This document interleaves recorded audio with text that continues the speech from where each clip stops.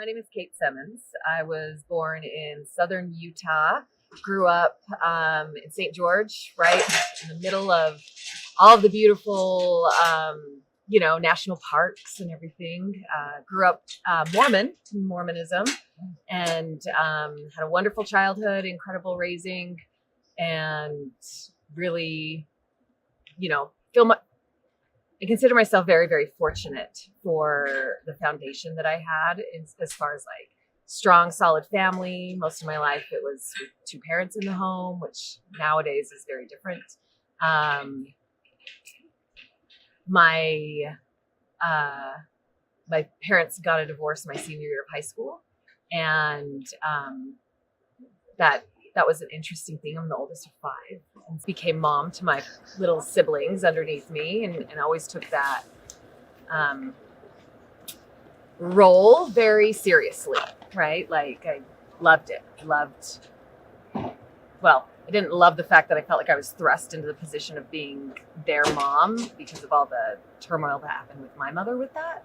But I easily and naturally have very much motherly instincts. Growing up in Mormonism, I went on a Mormon mission and served God in Dallas, Texas, amongst the Bible Belt and just all these beautiful God-fearing Christians. And I loved that experience. Put me back into my society, my culture, at an older age than most people get married. And so after that, it became a very interesting time dating, trying to find a husband, trying to like get into the norm of the culture of marriage and family and pumping out kids and all that kind of jazz. And it didn't happen for me for a very, very long time. My transition out of Mormonism was over probably about 4 or 5 years. It really started after my divorce, which my abortion was just right before my divorce. And it's really hard being Mormon and not being married, fitting the mold. Like being a single Mormon person is really, really difficult. And I felt like an outsider a lot, just trying to get in. And so then it became really easy to step out of that in belief and begin to have it's the most interesting mind construct to start to unravel. But as it unraveled, I raveled into New Age, which is also not uncommon. As people leave Mormonism, they step pretty easily into a New Age belief system. And so I was in New Age for 4 or 5 years, like light and love and all of that kind of stuff. And it wasn't until spring of 2020, just after like all the COVID stuff started, that God began bringing into my awareness all of the really scary underbelly parts of our world. And I do not even know all of it, but just the pieces that were leaking out at that time really drove me to my knees and drove me searching for a God, like that I wanted to be there, right? Like not a man who had evolved himself so much to be, this is what Mormonism believes, right? Like a man that had evolved himself so much to being a God that had made spirit children, and here we are in this existence, like literally the creator of all things. And Jesus led me to a beautiful church that's in my hometown, a non-denominational Christian church, Red Mesa Fellowship, and slowly began to really work his way into my heart and fertilizing the soil of my heart. And so I gave my life to Jesus July of 2021 and born again and baptized this last May, and a super baby Christian, but I'm loving it. I got married in December of 2010.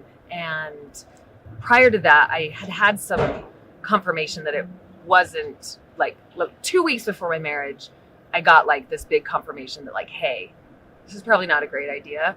And all of the world things came in, like, but everybody already knows. And we've paid all of this money and it's in 2 weeks. And my parents have paid all this money. I paid all this money, like kind of this shame of not doing it.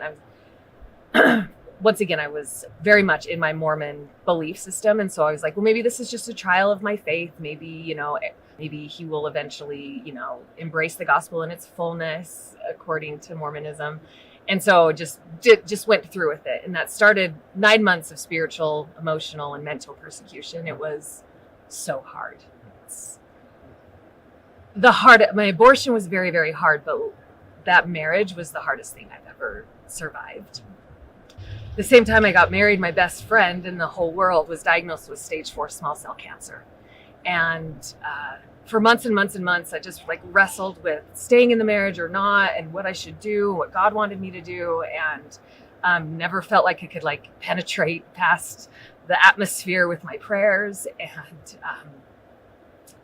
it wasn't until I got the phone call from her mom about 9 months later, so we're looking at September of 2011 at this point, saying, hey, we just left the doctor. We're flying home to St. George. Whitney has hours today. And so I like looked at my husband. We were so poor. He wouldn't let me work. It was isolatory. I was living in Salt Lake City. Everybody in my life was in St. George. It's 300-mile distance. And I just looked at him. I said, well, Whitney's dying, so I'm going home. I packed a bag and drove and just cried and pled with God the whole way down. And that's when I got like the peace that like, yeah, you don't have to stay in this relationship. It's okay. If Whitney's dying at 30, what kind of a life do you want to be living? And so got home, spent like 4 beautiful days with her before she passed. So we were all over at her house. So I have like 4 best girlfriends. We were at her house and we left because it was getting pretty clear that she was about ready to pass. So we were giving the family some space with that. And we actually had the beautiful privilege of building her casket. So we were working on that, and I had called my ex-husband and I just told him like, hey, look, when I come home, we're going to go to the courthouse. Like, I can't do this anymore. And then while I'm on the phone, this is all this compilation is just insane to me, but I'm on the phone with him. And then one of my other dear, dear friends came in and said, hey, Laurie just called, Whitney's passed. And so we said, well, like Whitney just died, so we'll talk about this later. And we went over and said our final goodbyes there with her. Kind of in all of that hullabaloo, I was mentioning to my girlfriends like that I hadn't had my period, and I was like wondering about it and kind of stressed about it, and just thinking it was like a stress delay in my cycle. And so my girlfriend Candace, who has a hard time conceiving, they were trying in vitro and all the things at that time. I guess she just walked around with pregnancy tests because she was like, here, take this in the morning. Like, okay, like I'm not pregnant, like, like just not in any sort of, all sorts of denial about that, right? And so the next morning I woke up, took the test, and it was just overwhelmed, like so much, just too much. Like my best friend had just died. I just told my husband I wanted a divorce, and I found out I was pregnant.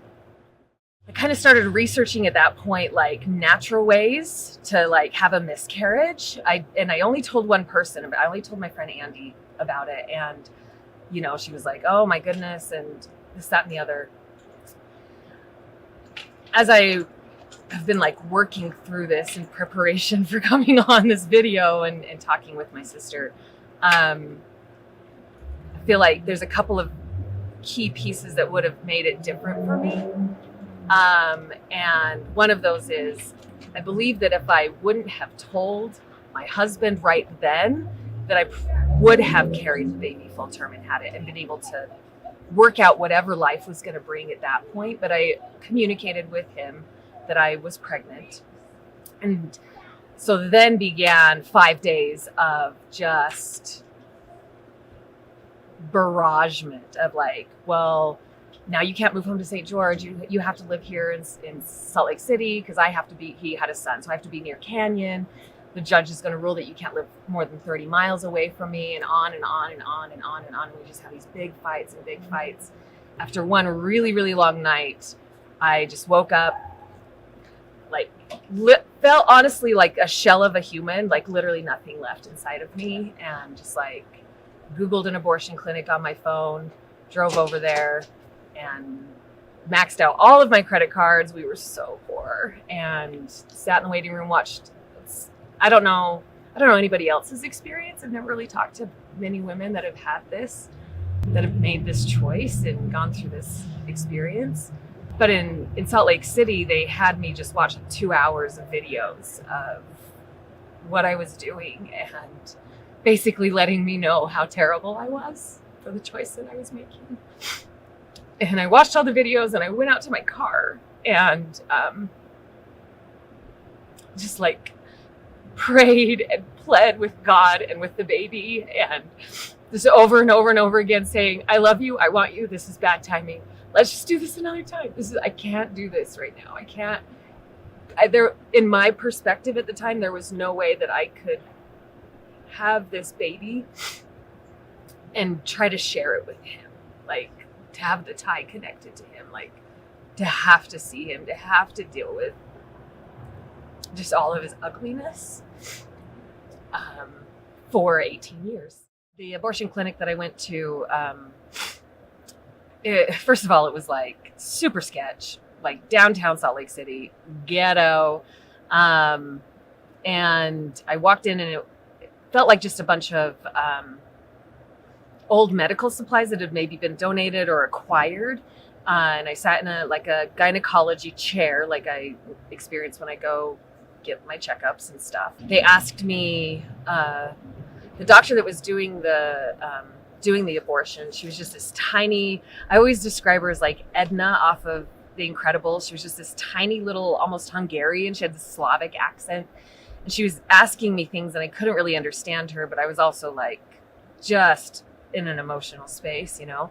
And so her assistant said, she's asking you if you want like local anesthesia, if you want to take like a pill, or do you want gas, or how do you want to do this? And I just looked at her and I said, oh no, if I'm doing this, I get to feel all of it. I get to go through all of this pain. And so she got me in the stirrups and everything. And it was like a little vacuum inside of me, just like squishing around that's what it felt like to me. It was just like kind of a little internal vacuum. And it's the most excruciating pain I've ever felt to this day. And my body's been through some stuff. And that's the hardest thing physically I've ever had to endure. It wasn't it didn't last very long, but it also lasted forever at the same time. And after that, it just kind of cleaned me up and gave me, this is what you can expect as far as discharging and if there's blood, and set me on my way. Just have a nice day kind of a thing. I feel like the most impact that the abortion has had on me has definitely been like emotionally and spiritually. I feel like after the experience, it took me a long time, years, to feel like myself again. And I know that it was a compound of my whole experience, like my marriage and my best friend passing and the abortion, like all the things together. But it took me years, 2 or 3 years, before I even told the soul. The only people that knew about it, I lied to and said that I had miscarried. And it took 3 years for me to be able to like actually start to speak what was actually true about it. And physically, I still have not been able to have a baby, and in a little bit of that, I praise God, because I haven't been able to have a man of God come into my life that would want to be the father of my children and build an empire with me and walk righteously before him. But in my decade of just feeling really, really lost, I had lots of sexual partners, most of it unprotected sex, and still have not conceived. So I definitely feel like there's a spiritual stronghold that has kept me from that. Because in all of it, I still so desperately want to be a mother, want to have that experience, and to be able to even just that experience of being a woman, like as a mortal creature of God that has been designed to give birth, like to be able to have that opportunity. And I have high hope. I'm 42 years young, lots of time to still be able to have a baby, but I definitely feel like that's one that I wouldn't have known had I not met Jesus, had I not been able to see that the spiritual consequence of the choice that was made. to be able to bind that up for me instead of allowing fertility to be a part of my experience. Physically wise, I think maybe I've just been really lucky and maybe oblivious. I don't know necessarily what is or isn't going on in my womb space. You still have a regular period and all of that, but like I just mentioned, like many opportunities to have been able to have become pregnant again and not. My relationship with Christ gets a little bit interesting where I feel like even though I was raised in a cult, God has always been in my life. Christ has always been there. I was taught very young to love Jesus.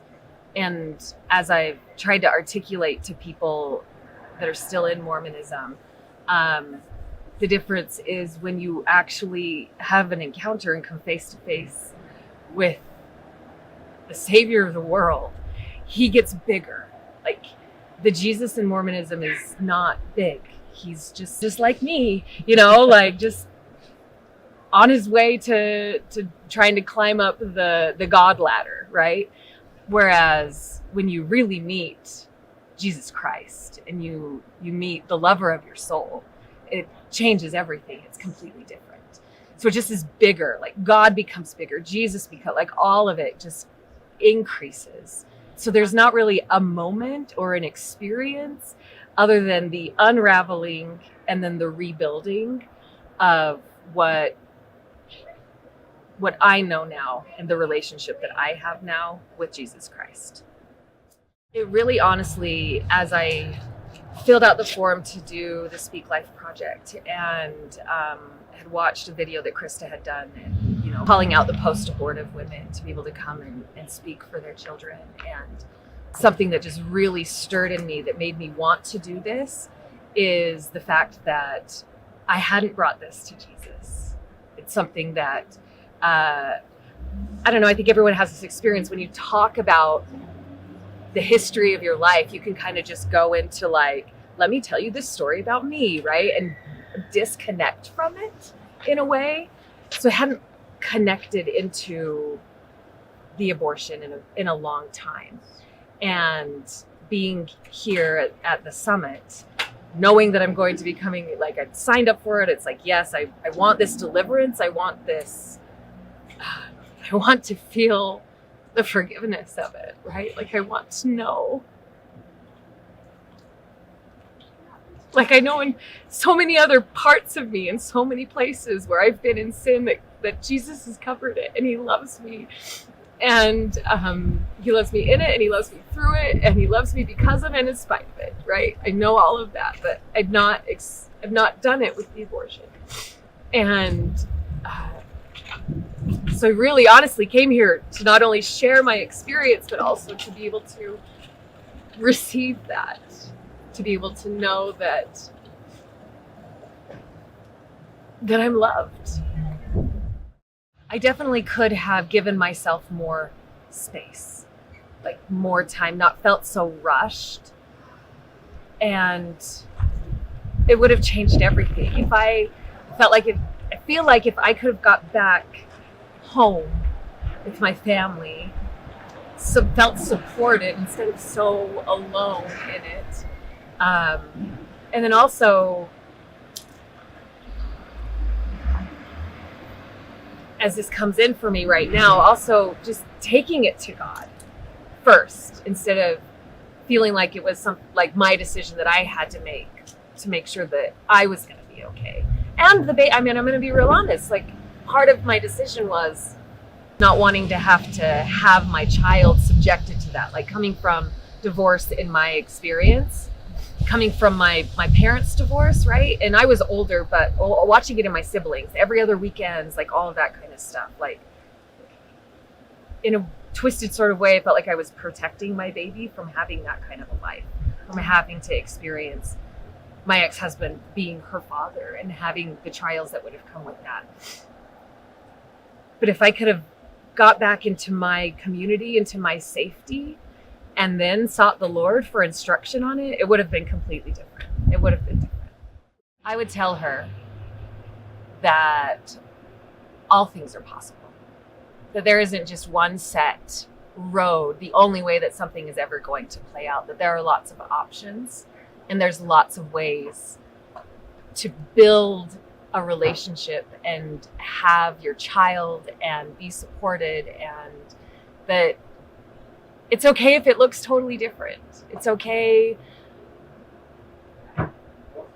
It's okay that it's going to be completely out of what you had expected to be a part of your life, and the way that that part of your story would have played out. That the opportunity to be a mother, the opportunity to have your child, I believe is a path that will be worked out, even if you feel alone, even if you feel completely disconnected from any sort of community or family or tribe or culture that would help you raise a child, right? Help you be a part of that experience that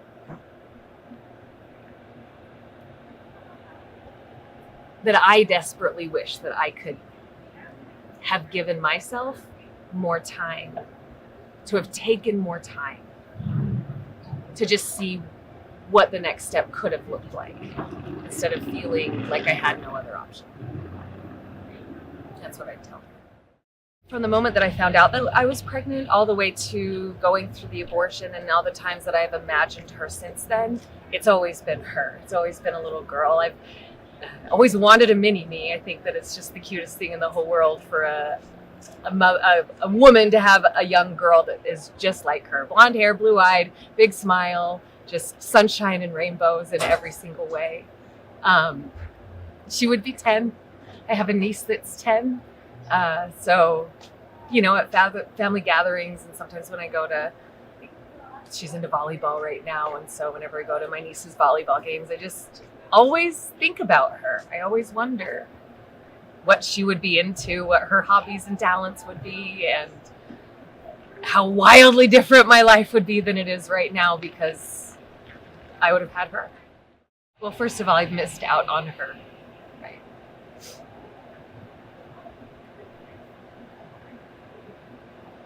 I think that there are certain things that we as women get unlocked inside of us when we step into the role of motherhood. I've watched it. I've watched it in my friends. I've watched it in my sisters. And I've missed out on that. I've missed out on experiencing and understanding love on that layer and on that level.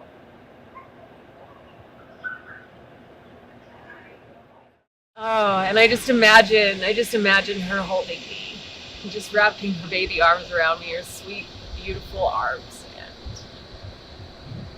And God has let me know that she loves me. And she understands, she gets it. I think if there's anything else that I could add, is that one of the gifts that I feel like God has given me, having lived through this experience, is I know that I am in the least position to ever be in judgment of others. And I don't know what people go through. I don't know their whole stories. I don't know any of that. But I know there is a big, beautiful God who loves every single one of us. And I know that the lies that are being spoken and either at you or through your mind from the unseen world that is very much a part of our world, that